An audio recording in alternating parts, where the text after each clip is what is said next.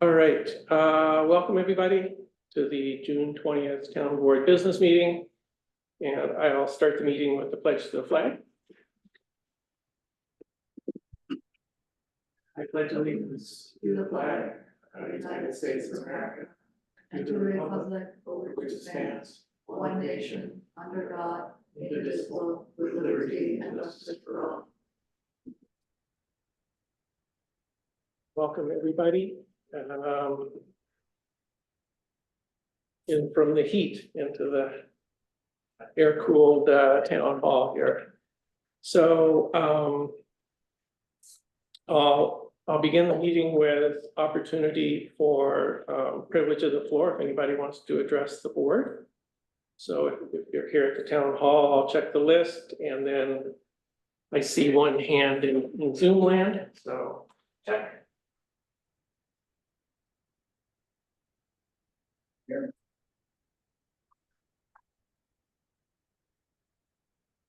All right. So let's see. Brad Yancer is asking to speak, and I'm asking him to unmute. I think he can now. And let me get this out of the way. Okay, welcome, Brad. Go ahead.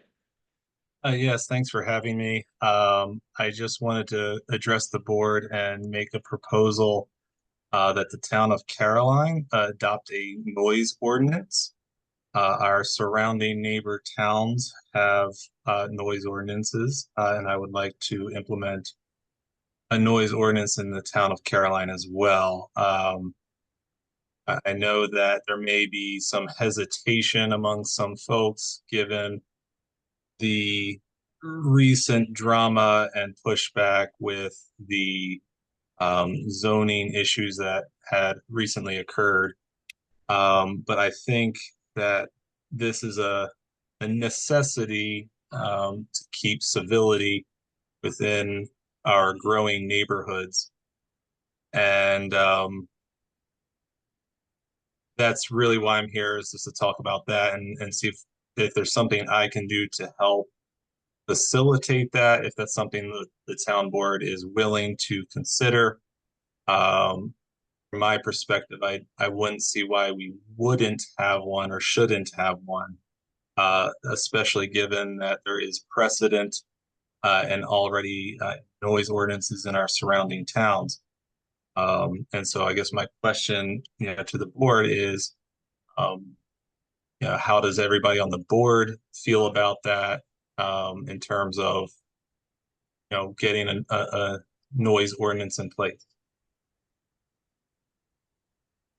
Great, thank you, Brad. So I guess first I'll just precede. So typically what we do is we may respond at the meeting or we may respond later. So having said that, I will just open it here if anybody wants to respond to Brad's suggestion. Well, if you can hear me, Brad, because my voice is kind of weak. I can hear you. You might not be aware of that. It must now be 15 years ago, roughly. There was work in the town on a noise ordinance, which ended up being tremendously controversial, and the board didn't end up taking action on that at that time. So it could be worth revisiting and reconsidering, but we always have that history and that background in our minds when we approach this. And I guess I'd be interested to know whether you've had particular issues that have Yes, actually I have. In particular, I have a neighbor who is less than neighborly and less than cordial, has decided it's appropriate and acceptable to blare an electric guitar into our neighborhood at somewhere between 100 and 120 decibels, almost on a daily basis, sometimes for hours on end. And in spite of, good faith efforts to ask politely to turn things down, things have escalated in the wrong direction. And one of the things that this neighbor, as well as local officers, have pointed to is the lack of a noise ordinance So even though the state does have disorderly conduct statute that includes excessive and unreasonable noise, the enforcement of that seems to be lacking because there is no local noise ordinance. And so I think, I was talking privately to Mark earlier about this, and it sounds like, well, some pushback has come in insofar that some noise ordinances are not really enforced or are difficult to enforce. And I think that may be true, and it may be that some noise ordinances don't necessarily need to be enforced because once it's on the books, these are the rules. People see the rules and they say, okay, well, these are the rules. I guess I have to abide by the rules or I'll get in trouble. I don't know if that's true or not, but I could see that happening. Unfortunately, rules do exist for a reason. Usually there is a stimulus that happens, and that's what creates a lot of our laws and rules, because someone's doing something that perhaps is thought to be wrong by others. And this is yet another case, and this is a perfect example of why noise ordinances exist, is to try to keep the peace.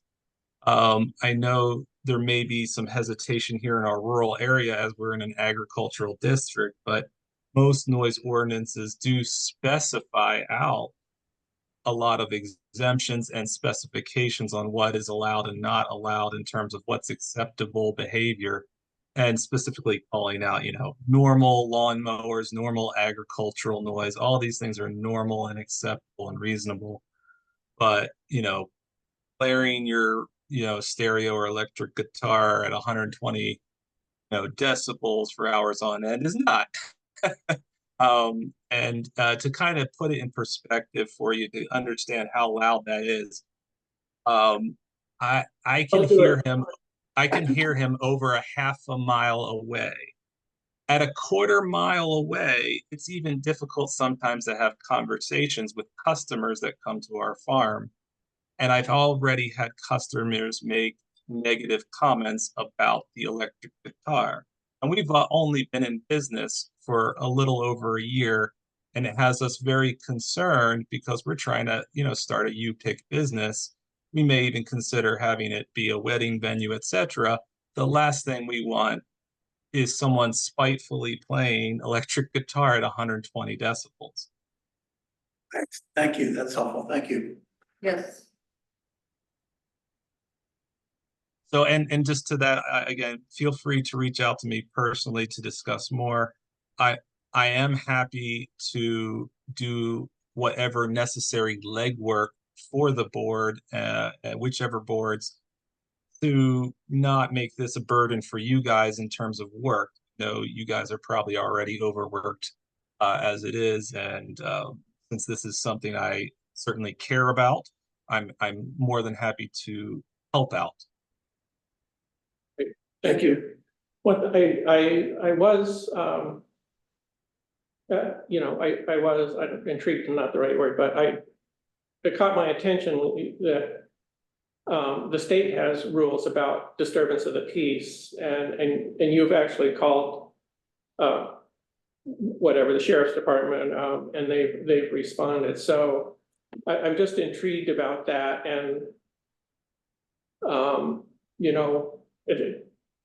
why that wouldn't be sufficient for dealing with a problem like this. And that's a great question. You would think it would be, but it seems that the unofficial policy is to defer, quote unquote, to local ordinances or not local ordinances. And that seems to be whatever the attitude is from the law enforcement. And I got that message from any law enforcement person I spoke with about this. Since again, yeah, you're right. The state has that rule. However, it seems that rule is only used or enforced if, say, he was blaring it at 10 o'clock at night. I had a similar experience, in Brookendale. So somebody was having a party, and we could hear the bass, and he was a quarter mile away. And after about 5 hours, I went nuts. I was like, can you turn that down? And he just like yelled at me, and he told me the sheriff said he could have it as loud as he wanted. And I was like, okay. But it wasn't every day. I mean, I can't even imagine that. We've got a lot of, I mean, it's affecting your business. That's a big concern, and I can see why people would want to go to a U-Pick and not be listening to that, right? I mean, a tractor would be nicer to hear, so. Right, Yeah. exactly. And to also put it in perspective, I was up at my barn the other day, which is 0.45 miles from his noise. My wife was out mowing our lawn with a gas-powered lawnmower that was, closer than he was. And I could barely hear her lawnmower, but I could hear his guitar. So, we're not talking, neighborhoods have parties from time to time. I don't care about that. If someone has a summer party, it doesn't bother me. It's whatever. But when something, is a daily occurrence, you can't sit on your porch and have a glass of wine and enjoy the countryside because every evening's a rock concert. That's a problem. And I think this is why we just, again, need some ground rules that everybody can look to. And then and I think it will help keep things from escalating. Because, when there's no rules and nothing to go by, it can become, the Wild West, and conflict like this arises. Okay. Well, thank you, Brad. You've given us something to think about and discuss. So I would recommend we do that and then get back to Brad on this matter. Thank you. Okay, I appreciate your time. Thank you. Thanks so much. What's his Thanks for last joining name us. again? What's that? What's his last name? Brad, what's your Yes, last name again? It's Yentzer, Yentcer. Yep.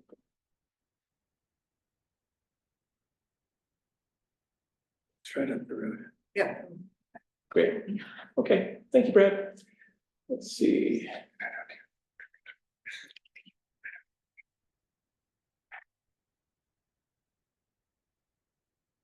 All right. With that, we'll move on to the meeting.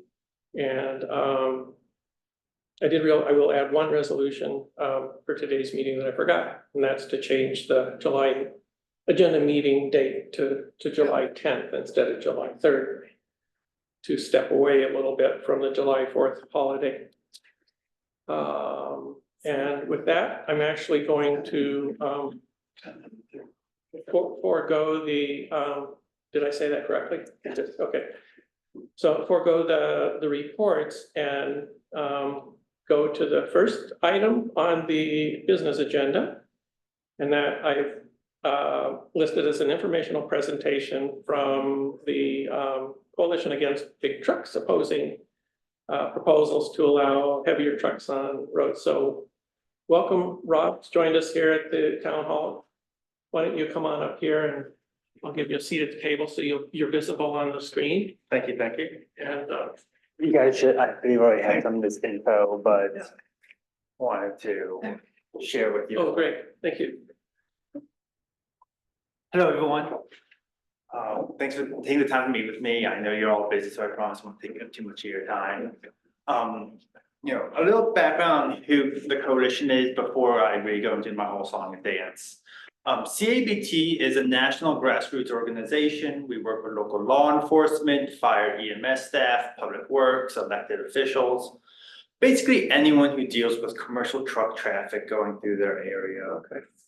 All with the express purpose of preventing any sort of weight or length increase for those vehicles. We come at this from two different aspects. There's the public safety aspect. You don't need to be a physicist to realize adding more weight to a tractor trailer makes it harder to stop, can lead to a higher chance for rolling over. Just generally, it's harder to control for the driver, and God forbid they get cut off, it's hard to maintain control. And then there's the public infrastructure aspect. More weight puts more strain on your roads, your bridges if you have them in your area, culverts, caves and sewer grates. It's just weight is weight, and that can only go so far, and you can only distribute it so far Yeah. on a vehicle. You know, within New York itself, we work really closely with the New York Chiefs of Police Association and the New York Sheriff's Association. And we even actually work with the New York Brain Injury Association as well. And then we deal with their federal partners as well.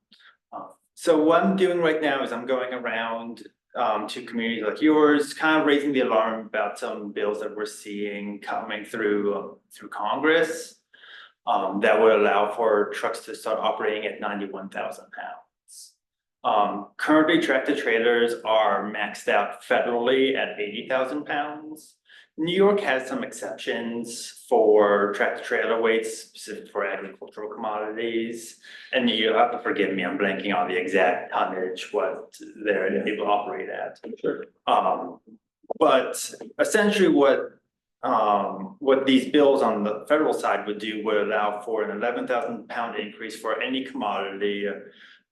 No additional permitting, no requirement to notify communities like you see a lot of times with oversized loads, no police escorts, no nothing. It's just general track trailer, add a couple, like add 11,000 more pounds. You know, as an organization, and, you know, in our coalition, we generally think that this is a bad idea. Studies have found, and this is in our studies, this is the federal DOT. They found that once vehicles got up to 91,000 pounds, they were 47% more likely to be involved in a crash. And that number actually jumps up to over 400% once you get into the 100,000 pounds, but the number that's being thrown around right now is 91,000. So, you know, we're just, like I said, we're going around raising the alarm bell about these bills because it's something that affects communities, especially smaller and more rural communities. Because forgive me, I'm not really sure if there's a state maintained road right there. It is. Yeah, it is. That's a state road, yeah. Yeah. Do you guys have a lot of locally maintained roads in the area? Yeah. You know, you guys know how much it costs to pave a road, and adding, you know, that heavier weight on those roads, or even the possibility of having those kind of heavy weights on those roads can really lead to some financial strain for communities. You know, it's something that we'd like to point out that we're not anti-truck. You know, we work with the Teamsters, we work with the Truck Carriers Association, we work with the trucking industry on this issue. And this issue is pretty controversial within the trucking industry itself. You know, your big shipper, your Amazons, your UPSs, your Anheuser-Busch's, they're the ones who really want these kinds of stuff. But the truck drivers don't really want them. Small, medium-sized trucking companies don't want these trucks getting heavier. And, you know, like I said, we think the facts are on our side. Higher damage to infrastructure, higher danger to motorists. And, you know, we don't think an individual's life is worth shipping a couple more Amazon packages. Yes. Yeah, I mean, I guess, I'll let the rest of this board speak for themselves, but I don't think I'm gonna be speaking out of line to say we're probably all on board. I thought the fact sheets were very compelling, with the increased danger from the larger trucks. So I guess, We already have concerns, you know, residents about truck traffic, the speed and danger for pedestrians or just people being out in their yard. So, yeah. Well, and we've had a history.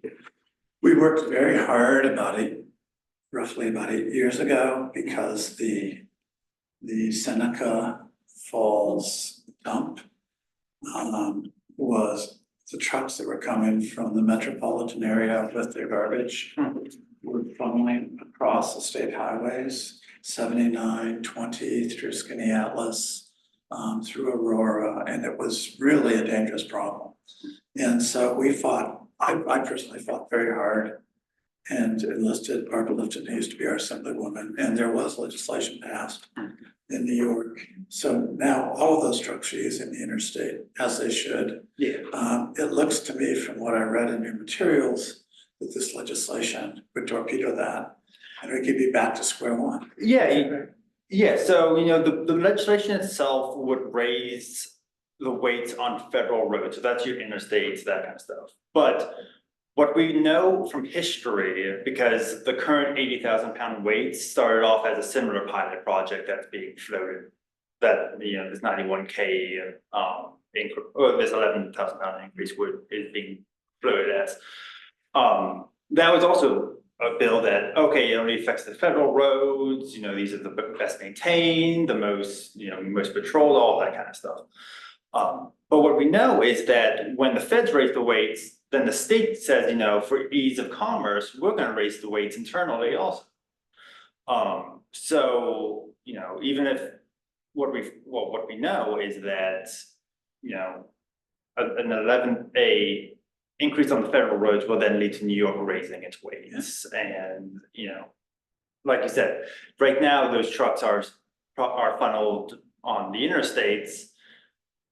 I don't know the specifics of that specific piece of legislation, but it wouldn't be hard for me to see that, a truck doesn't want to stand in traffic, or, a driver is running behind and tries to take a shortcut and comes down a local road.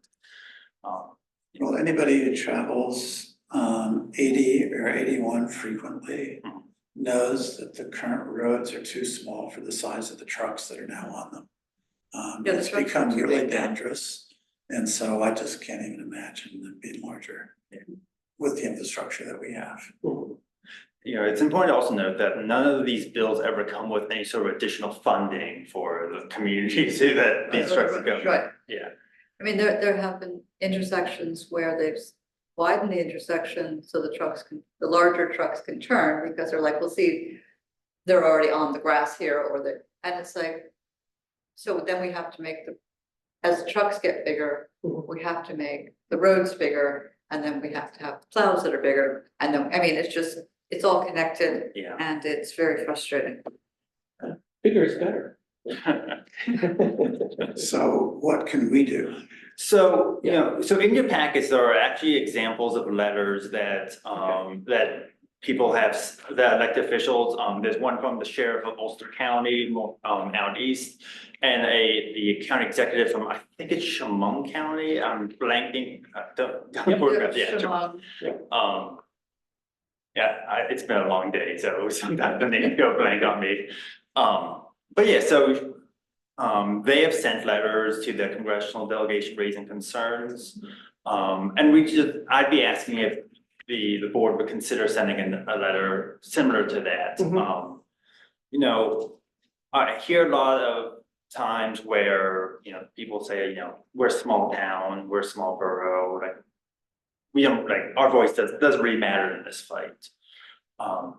And my response has always been, right now, the people who are in the ear of the federal delegation are the people who are pushing for it, your Amazon, your UPS, it's all sunshine and rainbows, 11,000 pounds is really nothing in the grand scheme of things, right? But then once the elected officials start hearing from towns that they recognize, from people that they work with, from people in their community, it starts to really shine a light on how not just Dose of reality. Exactly. So that's what it is. It's just kind of, lending your voice to this fight. Is there urgency to this? Is there a timeline? So the 91,000 pound pilot project, that has actually been voted out of the House Transportation Committee already. That got voted out in late spring of last year. And the reality is that these bills as standalone bills are pretty controversial, so, we hope it wouldn't move alone. The fear is that these bills get added into something bigger and something, how everything in Congress works, and it's not tolerable that you add it to something that's popular. So avenues like the Farm Bill is something we're concerned about, a broad appropriations bill, something along those lines. And Congressman Molinaro sits on both the Agriculture and the Transportation Committee. So he is someone who really has a lot of say in whether these bills move forward. So is there a set date on a vote? not at this time, but Okay, we know these bills kind of just pop up and move fast when they suddenly get momentum. okay, great. So, I mean, I would suggest we do that at our July business meeting, put that on the agenda, endorse a letter and send it. So, So we could send it to Molinaro and both senators. Senators, for sure. Yeah. yeah, so, what I can do is I can put together a draft for you guys. You have full edit power, of course. I can even give you who the people you can email the letter to. We try and make this as easy for you guys as possible. Okay. So, yeah, if you guys are comfortable and, you know, you sign off on the language, we just ask you to put it on letterhead and send it over. Like I said, you have full edit power, so if you say this letter is trash and you want to rewrite something, I will take Okay, no you just offense. have a template for us to look. Yeah, So yeah. that'd be great. Great. That's my whole song and dance. Perfect. Great. The other thing that I don't know if this, you know, I don't know if this is, part of the solution possibly. But, you know, I would advocate for more use of, train transit of cargo. Mhm. Is that possible? Does that weigh in here, or is this more local distribution after long distance train or something like that? So it is it does touch the long distance rail freight industry a lot actually, because there's a term in the industry called diversion. And the way it's best described is, you know, there's a certain proportion of freight that gets moved by rail, there's a certain proportion of freight that gets moved by road, and then there's this middle ground of stuff that, you know, it can be moved by freight, it can be moved by road. You know, maybe they lean freight wise. But if weights were to go up, it changed the economics of the shipping industry. And then suddenly things that were moving by freight, rail, started getting moved onto the road because that's a cheaper option. They become more like a train, yeah. Exactly. So what ends up happening is we've seen cases where, you know, there's something that the other side says is heavy trucks means fewer trucks. You know, there are sites that show that heavy trucks mean more trucks. Yeah, So at least in that case, you know, this kind of thing would incentivize using road freight instead of rail freight. I will say, sorry. No, that's right. I know there's a push too, because there are these huge long trains now. They're like 3 hours long going through towns in the west and then like completely cut a city in half for hours. It's not just, you know, 100 cars. It's a lot. I can't remember how, but anyway, there's a lot of pushing back and forth on this freight situation. Yeah. So regulation. Yeah, I will say in full disclosure, we do receive money from the freight rail industry itself. But we do also receive money from the trucking industry also. So this isn't like, so this is a pretty, you know, the freight guys, they have their agenda. You know, the trucking industry has theirs. We are purely road safety, we're purely infrastructure. Like, just because they fund it doesn't mean that we are a talking piece for the freight rail. If they mess up, they mess up. We're not going to defend the freight rail industry in that case. But yeah, that's my whole song and dance. Great.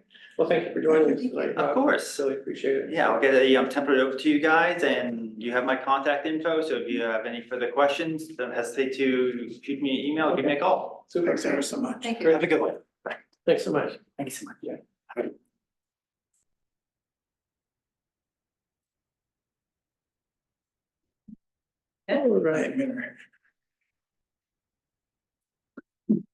So now I'll move on to reports and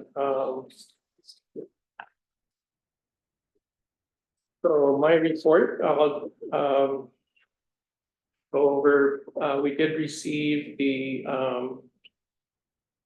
sheriff's annual report. No, There are multiple copies in the offices there and it's pretty, I glanced at it, it's pretty interesting, so. This would have nice statistical information on, you know, most dangerous times of day on the roadways and stuff like that. And all the kinds of initiatives they're taking to improve service, so that's really cool. And then we got a letter from the Department of Environmental Conservation here about a proposed addition of 35 acres to the Danby State Forest, and there's a diagram. I scanned and sent this to you guys earlier today. But they did, suggest if you wish to have a representative of this department at your town board meeting to answer questions, please don't hesitate to ask. So I was thinking maybe in July, there's a 90-day comment period, so we're still well within that. So Still in maybe, Danby. maybe in July, what? It's in Danby. Well, I don't know. I mean, they sent it to the town of Caroline. I think some of the land may involve, the town of Caroline, so. But it's in the Danby State Forest, you're right, so. Yeah, anyway, It's good. yeah. And,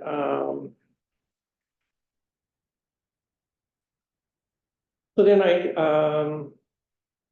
for my notes, I did want to acknowledge again, the Cal stepped down, and we're all very sorry about that.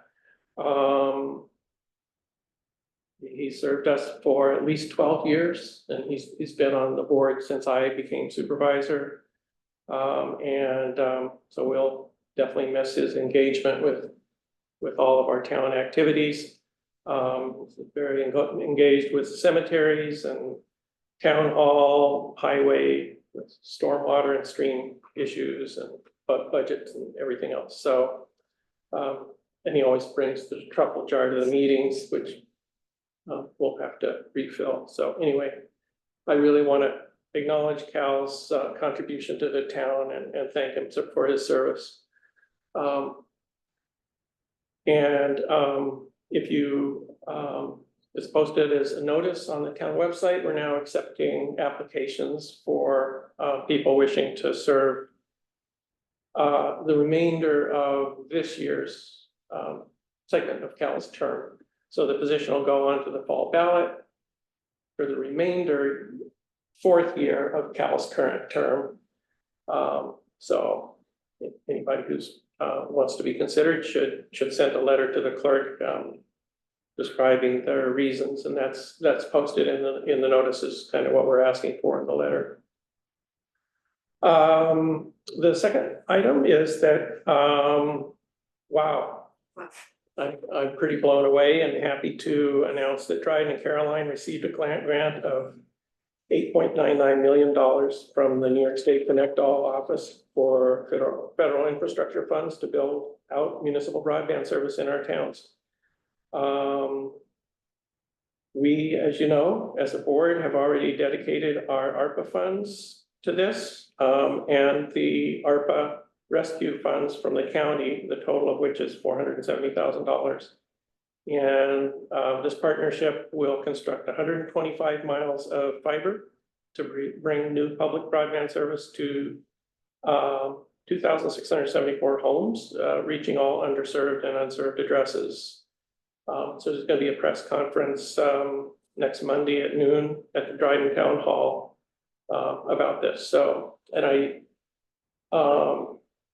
do wish to acknowledge our Dryden partners who've really shown leadership on this and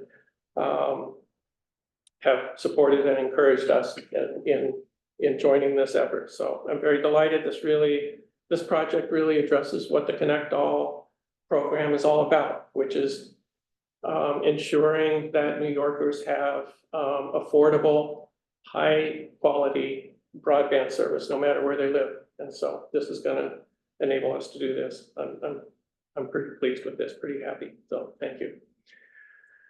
I'd just like to add, for the record, that I think the board is deeply grateful to the leadership of Mark and Kate in putting together all the paperwork and all the grant applications and marshaling our project in tandem with Dryden. So I think the board would be unanimous in thanking you both Thank you, for Tom. taking this leadership. Yeah. I will I'm say, so happy about this. yeah, Can't tell you. Yeah, It's great. fantastic. it's a great team. The Yeah. folks at Hunt and the Dryden partners are great. So Do you want to mention the timeline? Oh, yeah, I mentioned the time. the timeline, yeah, I didn't put that in my written notes and I should have. So the timeline is that the the project needs to be completed by the end of the year, calendar year 2026. So that's 2.5 years from now. So, We just got started. oh, you did, yeah, Yeah, a lot of people. That's- have. yeah, this is gonna be like, if you look at Dryden, fiber, That's, yeah, that's what we're gonna be having, you know, so it's pointed up, pointed down. Across the town, I'm really excited about this, so. great. So. And Celebrate. currently Dryden fiber is $45. Okay. Yes, So, as I reported last time, I'm working with Danby on addressing problem on Decatron Hollow Road. We've had that, now in the last few days approved by the county, the Department of Emergency Response and, the county GIS. So we will be, I'll be speaking with, or working with Joel and Steve in Danby to develop a plan to implement that this summer, so. Something new. In town government every day. And working with the small group and the administrator for the State Parks and Historic Preservation on the contract materials for the renovation project for this building. And Steve Gibeon, who's an architect, has been super helpful. We've submitted. We had to get deeds and easements and maps to them to basically show that we actually own this building. So Steve is an architect and has been all over this and has done a lot of the research, which has included researching deeds for adjacent properties to figure out what's going on here. So we have that submitted and are waiting to hear back from the state. And I think that's going to be the last step and then they'll be able to ink a contract and then we can start working on the project. But I am told by Susan Holland that this is normal. So okay. we're not behind. This is normal. And then the last item is I attended a press event in Portland on Tuesday with Senator Webb and Assemblymember Kellis on their successful lobbying to increase the state aid to municipalities called AIM, Aid to Municipalities. It's been flat for 15 years. It's underfunded to begin with. And so it's going to increase for Tompkins County towns by 7% this year. And so hopefully this is a breakthrough that'll lead to improvements in the future. So this is funding for rural municipalities in New York State. So that's my report. Mark, Yeah. since I wasn't here for the last meeting, can I just ask whether you gave a report on the award you received from EMS? No. I figured you did. So, I guess I would like to take the opportunity to celebrate Mark because the county office of, is it EMS? It's called EMS. It's the Department of Emergency Response. Emergency Response, celebrated Mark Okay. with the certificate that You didn't tell me that that. celebrated his leadership in getting the emergency response network going across the county. And of course, he didn't tell you. Yeah, so they had a really nice reception and acknowledged lots of people, including me. So yeah, it was very nice. I really appreciate it. And I have so much respect for them. They're great partners, really, really good. Great, okay. Thank you, Tim. So I will move on and we'll ask for the town to see if Jesse has, oh, Jesse's not here tonight, so Velvet's here. I'll ask Velvet if she has a report from the clerk's office. Yes, I do. She wrote me something up. She wanted to let everybody know summer hours began June 1st. The office is now closed on Wednesdays, and that will remain in effect through August. She also wanted to bring the attention to the board that the Postal Service is announcing a 5-cent increase for postage beginning July 14th. So the cost of a stamp is going up to 73 cents.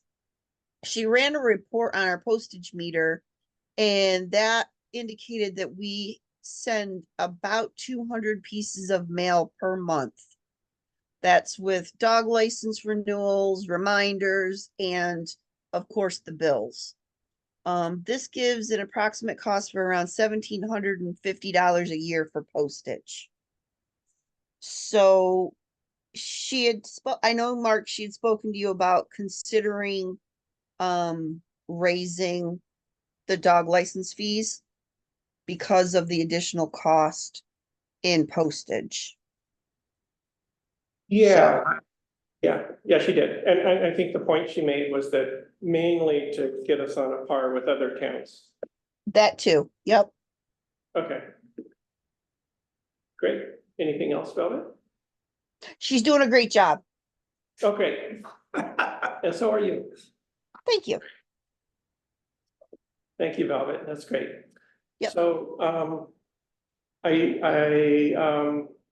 want to see if Dan has a report for us tonight. Dan, I switched your listing on the agenda and I haven't changed it back, but anyway. Yeah. Hi, no problem. Yes, I do have a short report. So first of all, congratulations on your broadband grant. That's incredible. Thanks, Dan. You're welcome. The county hasn't heard about it yet. We expect to hear about it any day. And I believe the total amount we asked for was less than yours, so that's kind of interesting. I don't know if you have talked at a town board meeting about the Slaterville Community Resource Hub that's just started up. This is a county project. You have been talking about it? I haven't really been talking about it, but I forwarded information, so we know about it. I got a mailing in the mail. And I hadn't, after we talked and I figured out that they have their hours 9 to 11 on Wednesdays, I intended to go, but I just haven't yet done that, so. Okay. Yeah. That's right. That is the time. It's at the Slaterville Fire Hall. And I haven't gone yet either, but I intend to when I can. It's described as providing access to community services, virtual medical appointments, transportation resources, and internet access. And yeah, Kate, you mentioned that you got this flyer in the mail. You probably can't see that. Anyway, I have extra blank ones if anyone needs it. If you want some for the town hall or whatever, happy to provide those. Okay, great. Then the only other thing I wanted to mention is just a quick update on the county's budget. We have set a goal of a 2% tax levy increase. Our tax cap is about a 5% increase. In other words, we could go up to 5% and still stay below the tax cap, but we're not intending to do that. We're intending to stay at 2% if we can. However, like many of the towns, like you, we always pass a tax cap override just to provide sort of insurance in case something goes wrong as the season progresses. And when the county attempted to do that 2 weeks ago, it did not pass. It came one vote short. So we're going to try it again at a future meeting. There was somebody out of town that probably would have voted for it. So anyway, I just wanted to mention all that. That's my report. Great, thanks, Dan. Yeah, I think it's important on that last point to mention that it wasn't the full legislature for that vote, right? That's right. And it needs 9 votes to override. It needs a 2/3 majority, I believe. And so we had a simple majority, but not a 2/3 or super majority, whatever it is. Does anybody have questions or comments for Dan? Are you taking a vacation this summer? Just a very few days. Hey, Dan, I just want to, I mentioned this when we spoke, but I just was curious about the setting of a 2% mark when the tax cap is actually it's around 5% increase, which, so that there are little factors that go in that create that, or there can be rollover from previous years, but I'm just wondering, I mean, and correct me if I'm wrong, but sort of this, I mean, you're being fiscally prudent by, striving for 2%, but it's also an exercise in sort of identifying priorities and where money should really be spent. Is that right? Did I do that right, or? Yeah, so even though we're looking or we're currently focused on a 2% tax levy increase, that will actually still result in a cutting of some services because of inflation, because of mandated salary increases and other mandates from state and federal governments. So, we're not in the business of not providing services. We're in the business of providing services. So Right. this 2% tax levy is not the final word. It's just the first word. We're gonna have a robust debate about balancing taxpayers' needs, fiscal prudence, and also providing services. And it's hard to say this early on where it'll all land. Okay, that's wonderful. Thank you. Any other questions for Dan? Thank you for leading the county legislature on Yeah. our behalf. You're welcome and thank you. Things are going pretty well at the county for the most part. That's great. That's great. All right. Well, great to have you here tonight, Dan. Thanks so much. So, Thank you. okay.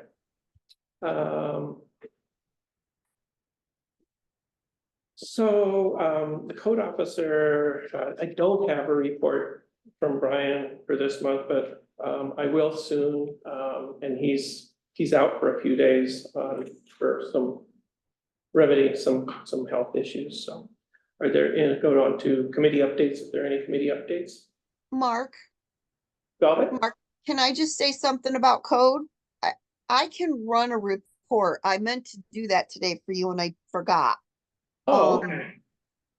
I've been putting in the stuff for him for BAS and off the top of my head, he's issued probably about 12 building permits within the last 3 weeks that I've been putting stuff in. Okay. So just as a guide, he's getting a lot of them done. Like I had 3 or 4 this week. Okay. So Okay. it's progressing. That's great. Well, maybe we should hobnob on Monday. Sure, I can run it, no problem, and send it to the board or whatever. And we'll crank it out and send it Yep. around. Yep. Well, thank you. I mean, I Yep. just want to say that he's doing an incredible job. Yeah. He's walked in and not only tackles situations that are on the table, he's aggressively helped to reorganize the office. Mm-hmm. He's working hands-on with the public, Mm-hmm. and he communicates really, really well with me and Mark, That's great. which Yeah. is extremely welcome. So this has been kind of a welcome, unfortunate situation that he had to come in and do this, but it's working out great. Yeah, it's fortunate. So, yeah, thanks, Tim. And thanks, Velvet. That sounds great. Did I get a nay on committee updates or did I get a yay? I guess I could do a trail committee update, or if you wanna, Sure. okay, just, because we've got the signed easement from NYSEG now, Yeah, I think we reported that already, right? Okay. So, Right. did we? Yeah. signed in hand, but we got the easement, anyway, it's actually signed. And then, yesterday I submitted the grant for planning and, design of the trail, so fingers crossed on that. Planning grant. So The thank you, planning, Kate. yeah, just planning That's great. and design, preliminary design, so. Yeah. Which so- was somewhat like mating elephants, right? Yeah, yeah, Mhm. so it's,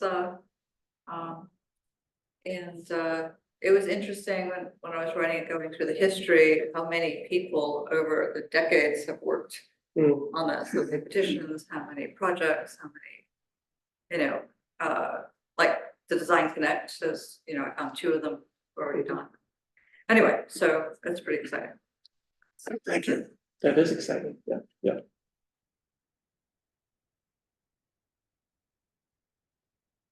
Anything else? If not, I'll move along.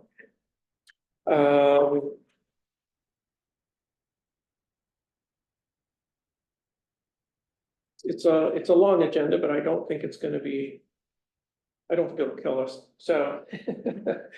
I will, I'll offer the first resolution, which is an administrative resolution, so acknowledgement of Connect All municipal infrastructure program application and authorization to take related actions, and I'll skip to the resolve that based on materials and information presented at its meeting held on June 13th, 2024, the town of Caroline hereby takes notice and acknowledges the pending status of its MIP application and further be it, and that needs to be amended to June 20th. Right.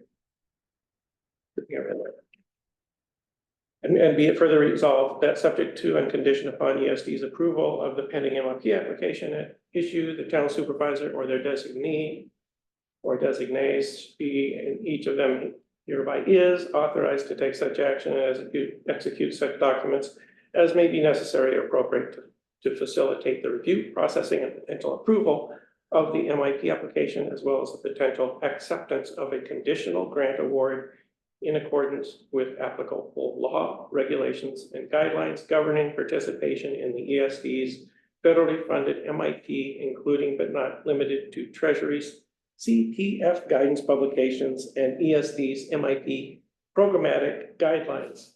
And I did not write that, so, Sounds just like you. yeah. Do I have a second? I'll second For it. this resolution? Okay. And if it wasn't already apparent, this just gives me the ability to sign administrative documents for this grant.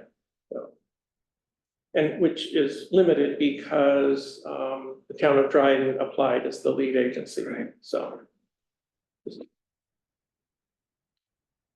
Any other questions, or can I bring it to a vote? Michelle? Hearing no questions, I'm gonna ask for a vote. All in favor, say aye or raise your hand. Aye. Opposed? That's unanimous, Velvet. Thank you. Sorry, I'm gonna have to leave now. I'll have to leave the meeting. I'll listen to the recording. Okay, Okay, Okay, see you later. Bye. bye, Michelle. Yeah. We're down to a bare minimum of a quorum, but we're still hanging on. So offer resolution. This is a funny one because the backstory is that last year, the Health Consortium negotiated this is a administrative thing that we have to do every year when membership changes in the Health Consortium. And you have to submit this wonky document signed by the supervisor every year. So last year they negotiated a thing where you could pass a resolution for the supervisor to sign this year's and all future MCAs. And then there was a change in leadership at the state.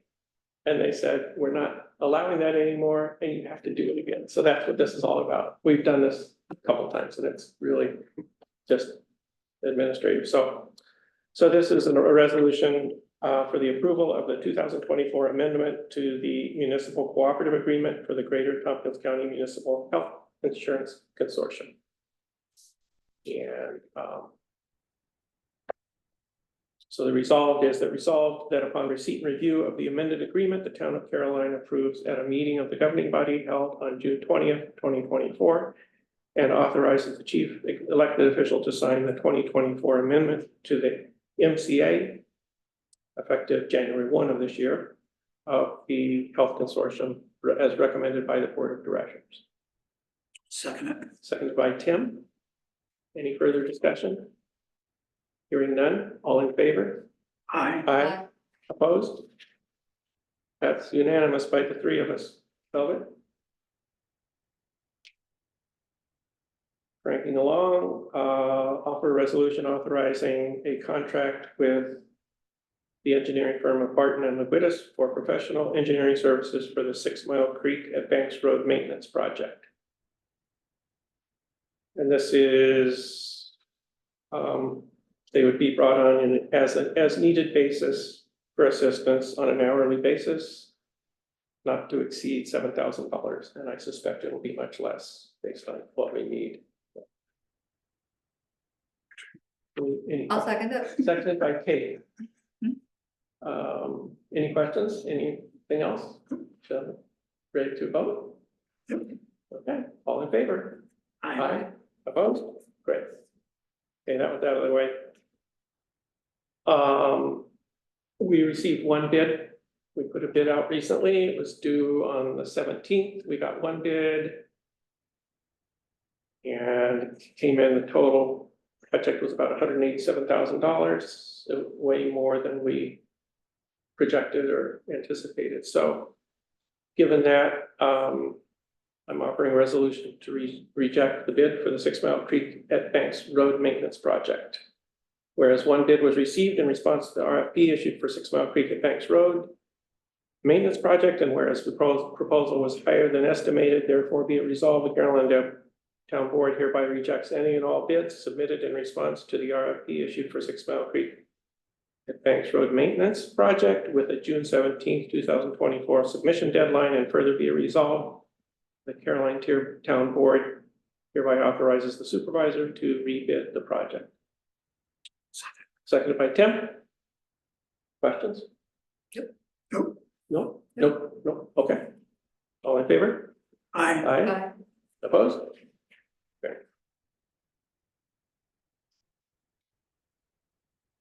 So, yeah, so I think we can rebid it and hopefully I'm going to talk to the Soil and Water about, extending the construction Mhm. timeline. Yep. But we'll see. Okay, this is a resolution I tabled or did not bring forward at a previous meeting. And I see I forgot to make an edit there. So, this is a resolution authorizing NextScan as a community solar provider for the town's electricity accounts and implementation of a community solar campaign for town residents. So this would allow us to sign up the town accounts, all except for the town hall, which has solar panels, so it's not eligible for community solar. So the electricity would be credited from a solar array at a solar farm. And the final whereas I need to just strike the final clause after the next amp. And then everything else just Take out the estimated. take out the estimated, Okay. because I don't have that number on hand and Mhm. And that includes the town barns. yes. Yep. Great. Did you get a second on that yet? I don't know if I did. Did I get a second? Velvet? I don't get it. You have one now. Nope. No? Okay. Mark seconded it. He just did. You mean Tim? I mean, Tim. Tim, Tim second. You can't second One of your own these guys. resolution. Yeah. or we just changed Tim's name, one or the other. That's been done before. Except everybody. Okay, so with that, I'll call for a vote. So, and the other part of this is that we will implement a community campaign. Yeah, Right, So, that's great. right, that we talked about. Just, I had a question, Mark. When, Mike came in and discussed all this, there was another provider. And there was some talk about whether this was exclusive or not. Did that get resolved? so I guess. You know what I'm asking? Yeah, he was comparing a couple of providers. Yeah, I mean, so that's why I left the language. In exactly it was, including, yeah, so. So it says, the town of Caroline led by EIC will implement a community campaign to inform residents of Caroline about the merits of community solar. So what this is authorizing is to enroll the town accounts with Nexam. And then we haven't quite decided how we want to do the other part of the campaign, if we want to make it, Next day for somebody else. or what the idea was, well, maybe we could promote community solar in general and provide information to different installers, but I guess in response to your first question is, Mike got a lukewarm response on that. So that's why we just decided, let's move ahead with this Okay. and figure it out. We may just engage with Nexam for a community solar, community campaign. Is there a timeline for the campaign? The reason that I ask is that in the past few weeks, everybody's probably aware that there have been people going door to door I know, seeking NICEAG bills with it appears to be the indirect aim of subverting people's enrollments, yeah, enrolling them in solar projects. yeah. So I think that the sooner we can get this going, the Well, better. I mean, I'm glad you brought that up, Tim, because it crossed my mind, because I got a note, an email from a friend in Owego who does this, and she pointed out that this is going on all the time, and it's a scam. Yeah. So they get you enrolled with an ESCO, and a few months later, you find out this other and maybe your first bill is lower, then it goes up, and so that's what these people are doing. I saw Facebook, somebody was going around Brooklyn, a couple of young men were going around doing it, so you're giving them Don't tell pause. anybody you're. Because this, I mean, doing a community campaign like this is likely to be, is that gonna cause trouble? Well, no, I mean, I think it would be help to be informative, to warn people, Yeah, that we have a recommended provider. yeah, The town is buying into. Also, what isn't in the resolution are the providers. yeah, Um, we what wouldn't the even incentive, asking for people. there are also incentives that provider has promised us. Yeah. And then it's a town sponsored or Mhm. sanctioned community information service. I mean, I think it would help people understand what's going on. Mhm, mhm. I mean, I did one Facebook post where I just told people that this was kind of in the works and I would recommend that anybody hold off Oh, good, changing anything yeah, okay, until they hear from the town. okay, But that was just personally done personally. okay. No, it's a good point, so. Yep, so I don't know what the timeline is on this, so I'll have to follow up with Mike and see what. Yep. Yeah. Get more information on that, so. Good. Good point. All right, are we ready to vote? Oh, yeah. Yeah, okay, all in favor? I Opposed? That's unanimous, Velvet. Offer resolution for the budget adjustment can resolution. ask a Oh, question. yeah. I think you changed the agenda, but didn't I see on the previous agenda that we were gonna discuss the subdivision law? In this meeting, or we decide not to do that? I can't remember did I have that on there? I You mean, might have, I'm not sure, but I guess. if we're there's not doing anything to that. discuss, we should discuss it. That would be fine. We should add that in if, I mean, we did get recommendations that came in late from the planning board yesterday. right. So I didn't know. Hopefully Michelle's not here. so- Yeah, so Michelle's not here, so what I think is, what I was gonna suggest is, so we got that from the planning board. We should compare notes and decide what we wanna put forward for the introduced law. So today, Nan returned, she was waiting, she had all the red line changes, which was becoming just like a spider web. So she cleaned it. So we have a clean draft now, which we can just sort of itemize the key things, changes that have been made compared to the first draft.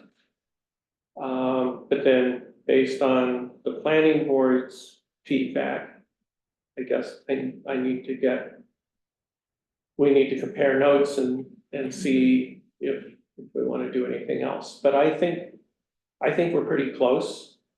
So I guess, I mean, I don't have anything to discuss tonight as far as tweaking it. I need to follow up. The town attorney had a question about highway right of way versus dedicated roads. So I'm gonna ask him about that, I guess, I mean, I guess if Michelle had been here, yeah, then I would have recommended that we have a discuss discussion, right, the planning board's recommendations, but it doesn't make sense without her, without her, right? because she's the liaison.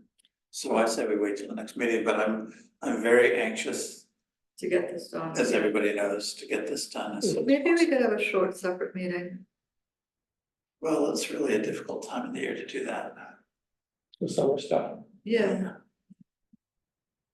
I was just thinking, The Fourth of July is coming up. Yeah. It's not the best time.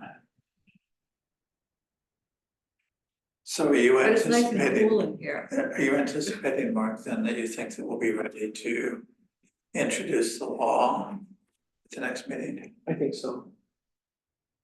I mean, there might not end up being any substantial changes at all. Right. I mean, I would suggest that, you know, just draft, based on the discussion so far, put a clean version out and discuss it at the next meeting if we're satisfied with it. We'll set the public hearing date and go from there, and if we're not, we'll wait one meeting and do the same thing. Does that make sense? Yep. Okay, yeah. And so let's see.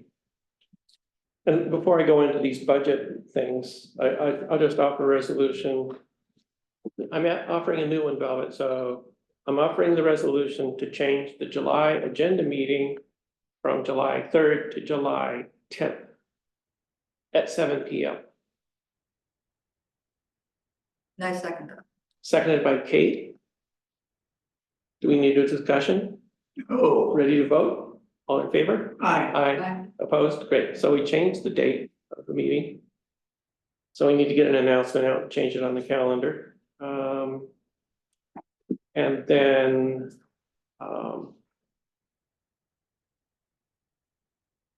I will offer the resolution, the budget adjustment resolution. And that is to accommodate the county funds, our ARPA funds, so this is increase A 8989.42 by $132,333 and A 2389.1 by the same amount. Seconded by Tim. All in favor?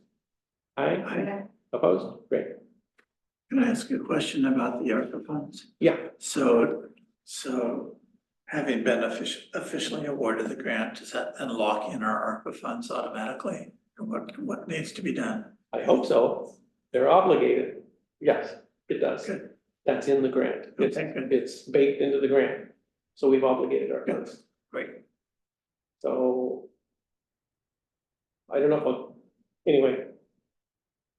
It'll probably be, I'll probably do it next quarter, but submit to federal government that we've done that, that'll be our report, and then we'll be all free and clear till the end of 26, Good. when they've got to be expended. Great. So that's perfectly consistent with the MIP grant for good reason, so. Yep. Good. And the county funds actually have to be expended by January 1 of 26, but that's easy, so we're good. Okay, Yeah, no, actually, it's the same timeline, it's the end of 2026. aha, that was a typo then, is that right? Where did you see that? It was, I actually, I saw it in the contract with the county. And then, a couple weeks ago, Tracy Verrier with MRG Group followed up with me. And I assumed it was a typo, and then she corrected me and said, actually, the county funds have to be expended by January 31 of 26, which seems weird. But, anyway, that's where I got that information. I'll recheck the email, make sure I have it all right, but I'm pretty sure. Yeah, That's- I'll double check on that too. Okay, great. Thanks, Dan. Thank you. And then, offer transfer from the Highway Barn Reserve Fund, A 230. The amount of $31,400 from Highway Barn Reserve account to the expenditure account, A 1620.441. Do I have a second? I'll second it. By Kate. And this is to fill up the expenditure account to pay additional expenditures for the highway barn work over there. So. All in favor? Aye. Aye. Opposed? Great. And then I will offer the budget transfer resolution with 9 budget transfers. And I'll just, do you have any questions about those budget transfers? The biggest one is the 58,000 one from the highway barn reserve contractual, but it's just going to a sub account, so it's. The comptroller would say you didn't really move it at all. The comptroller wouldn't care. So it's not, it's just for our accounting purposes. The $7,000 for the town hall is also just moving it. That's because we need more money in our IT Okay. account than we have. Yeah, so next budget season, I'll shift that around. Yeah. Yeah, that'll be continuing through the rest of the year, not 7,000, but a little bit each month, so. Rest looks good to me. Great. All in favor? Aye. Opposed? And I did get a second on that, right? Did I get a second, Velvet? I don't think so. A I think second, it- second. Second by Tim. Oh. But I put Murray down because he talked first. That's good. That's efficient. That's not unusual. I like that.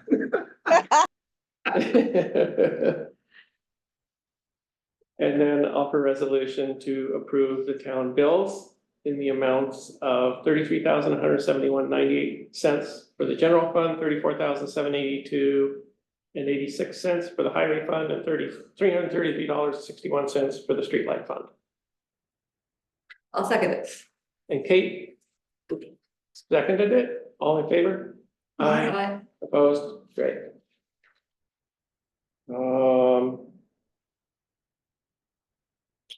Any comments on the minutes of May 15th for the clerk? Nope. So, the minutes of May 15th are hereby approved. Question. You Yeah. had May 1st, you met business meeting for the 15th? Okay, Yes, I meant 15th. okay. All right. I just Did I- want to make sure. Yeah, 15th, I should have said. That's Mhm. okay. Yeah. Question. I mean, we have a few minutes, do we want to discuss the privilege of the floor comment now, or you want to wait on that for some thought? And Well, that came up during the zoning, in the zoning commission. I was wondering about that. Did come up in the zoning commission's discussions. Mhm. There were, sorry, my voice is just troubled today. There were, my recollection, a couple of people on the zoning commission who were pushing for something in that direction. The general consensus ended up being that it's rather untimely to take that on, given the complexity of the zoning law itself. It didn't really need that particular extra baggage. And there were in fact very explicit decibel limits in an early draft of the zoning law that my recollection is they're not there anymore. That would be why. Because it was, just seemed to be out of sync. I mean, we understand, I mean, from my point of view, But they weren't decibel limits for residential use, probably, were they? Yes, well, my recollection initially across the board, here and there, across the board, and then for commercial. I mean, I've still very much remember the details of the old noise law. Mhm. And if we were to go in that direction, I personally would want it pared down a lot. I think I would like to hear more from the community. Really, to get a sense of enthusiasm for going in this direction. Or if it's a concern, A concern, I mean, I understand the aggravation that was expressed to us. I do think that we should make a protest to the sheriff and the troopers if indeed they're not enforcing state law. So I mean, I think, you know, that was my thought too, but not a protest. Just Well, whatever. Inquire with Yeah. the sheriff's department, who's been incredibly responsive. And, you know, Brad did say the sheriff was great when they came out. It's just, I had this discussion with other supervisors and they just said noise ordinances are notoriously difficult to enforce. They're almost never enforced. And, you know, by the time you get there, nothing's happening, and so, yeah, anyway. So But the thing about the state law, yeah, the disturbance of the peace thing, that seems important. I would like to ask, you know, legally, so I found out, so if someone's trespassing on my land, even if I take a video of them on my land, right? It doesn't matter, the deputy has to see the person on my land. Or Yeah, it I could be can't something charge like them, that. so it It might could- be something like Yeah. that. And that is very tricky, because you call, because I've got, you know, 10 people on my property and they won't leave. The sheriff comes 2 hours later, right? And so, and I'm hanging out waiting for the sheriff for 2 hours, so, But that's, but that's, I mean- but on the other hand, but the attitude not, I disagree with the idea that. It's hard to enforce, so we won't make the law. I know we have to enforce laws, that's not what I said. okay. Don't interpret that to me. I didn't say that. So I just want to make sure, because even if it's, we have speed limits that aren't enforced regularly, that are tricky to enforce, we have trespassing laws, I mean, things like that. And most people go, oh, it's a law, and people, Yeah, you know, obey the law. and that's what because Brad of was the saying, citizens. yeah. Right, and so just to have that there, I was a little disturbed that. You know, even when I told someone, you know, can you turn down the bass, Mhm. I'm trying to work at my house, right? He didn't care, I mean, he had beers, you know, he's having a party. But he told, you know, his thing was, well, I was told I could be as loud as I want, the police told me. Because there's no noise law in Caroline, that is what the sheriff had told him. So I don't know. So. You know, and he turned it off, I don't know when, Well, I and guess, it's not a regular occurrence, though, but if it's interrupting. People's ability to sleep, to work, you know, there's a problem there. So. yeah, I'm not disagreeing with that. So I would suggest maybe, I'd like to find out what the state law says, like, does the sheriff deputy have to hear the noise? Does it have to be measured by something? I mean, how tricky is this? well, yeah, I think just inquiring with the sheriff's department, they'll tell us. Yeah. Yeah. I think it'd be great if you did that, just to help them out in the short term, I mean. Even if we were to take on something like this, it's not gonna happen overnight, you know, it would take a good year for us to develop a law like that. So I think it'd be really helpful if you call Well, the the sheriff. planning board did just send us out a laundry list that didn't include this. That's right. I was actually thinking maybe that should be on the list. Rob, I can give you an example of the city. City is measured at the complainant's property. So if you're complaining about your 2 people down, they measure from your property. Decibel meter is enforced through the zoning law by IPD. That's how it's enforced. But it's enforced through the zoning.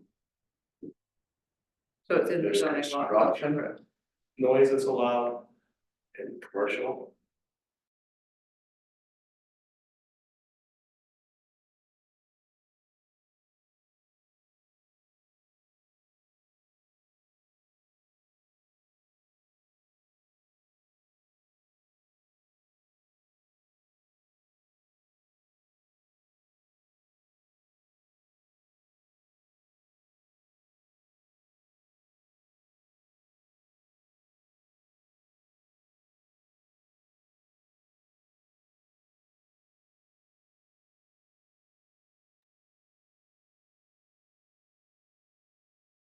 Mark?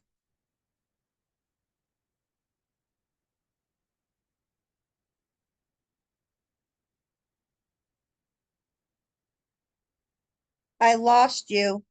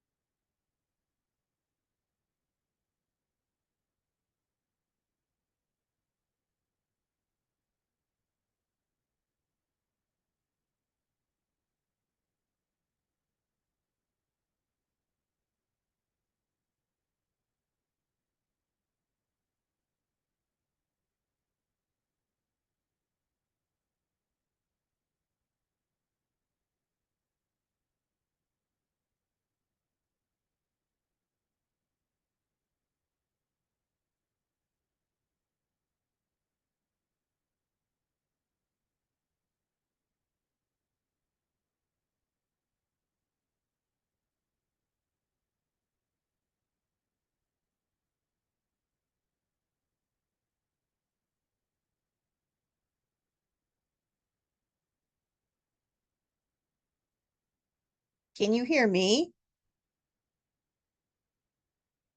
Okay.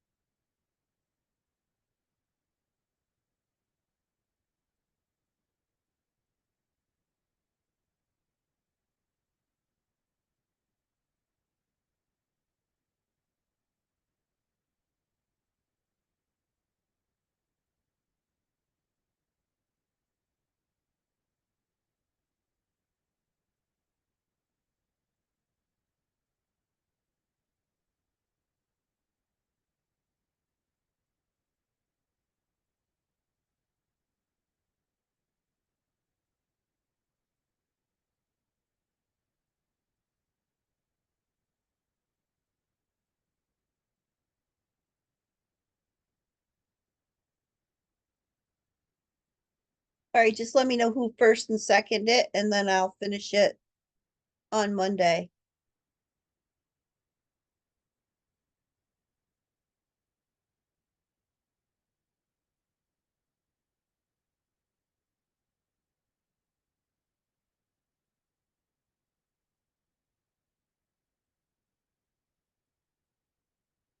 Thank you.